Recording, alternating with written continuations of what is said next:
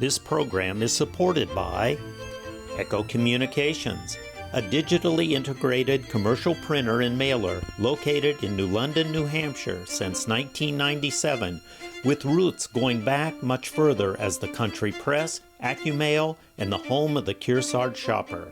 Echo Communications.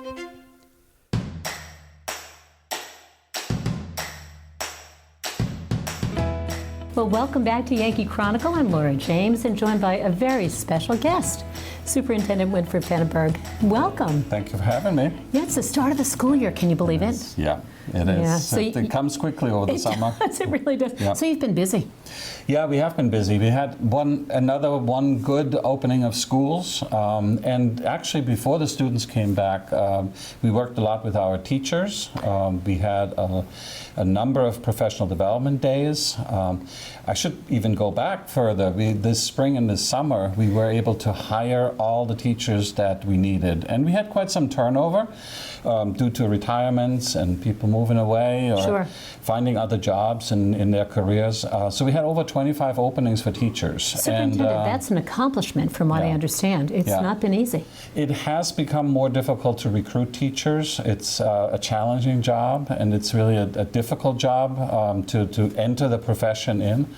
But we were able to hire over 25 teachers. We are working very hard to support them and to onboard them, to welcome them to the district. Perfect. We still have openings for paraprofessionals and paraeducators. Can you tell our listeners and viewers exactly what is a paraeducator, a paraprofessional? Well, paraeducators are there to help students primarily, to work with them, oftentimes with special needs students, to support them in their classwork, help them with accommodations that they need, primarily in special education, but also we have Title I and other programs where paraeducators work and support the teacher and the students. And Superintendent, as you know, I'm a retired teacher from this wonderful district, and the paraeducators were so important and so significant. So if people are interested, how can they, very quickly, how can they get in touch with the district? They can look at the district's website, or they can call the district or any of the schools. We will recruit everywhere and anybody that we can find. So we do have openings there. Obviously, bus drivers has been a shortage across the state and across the nation. We are not exempt from that. So the bus company that we contract with, they still need drivers. We had to shorten the offerings of different routes. So we had over 20 routes for kids to be collected in a big district that we are. Now we're down to 15. But you're making it work? We're making it work, and I have to say our parents and the kids are very understanding. It's a great community. They understand, and they're working with it. Now, I have to tell you, you've carried on a wonderful tradition, and can you tell everyone about that? It's the Word of the Year. Oh, the Word of the Year, yes. Yeah, what is it? I don't know what it is. Yeah, this is one of the special things that the superintendent in Kearsarge has the privilege of selecting every year. And quite frankly, it's always something that starting in February, March, April, I'm starting to think about what's the word. For 9 years you've been doing this, yes. And we want to, I want to have a meaningful word that supports our mission, our vision, and the strategic goals that we have. So, we had a number of different words. My first one was joy, and that I think was that hit the mark. Yes, it did. About 9 years ago. And this year's is courage. And, it was a deliberate choice because, in my sense, it takes courage to be a teacher this day and age. It takes courage to stand in front of kids, to educate them, to represent what we think education is. It's part of the common good. It's something that was created in this country as a service to the citizens and to the youngest citizens that we have, really with the purpose of making them into good members of our communities. Right. And courage on behalf of the parents and the students, this post-COVID time has been challenging. Yeah, it has been challenging.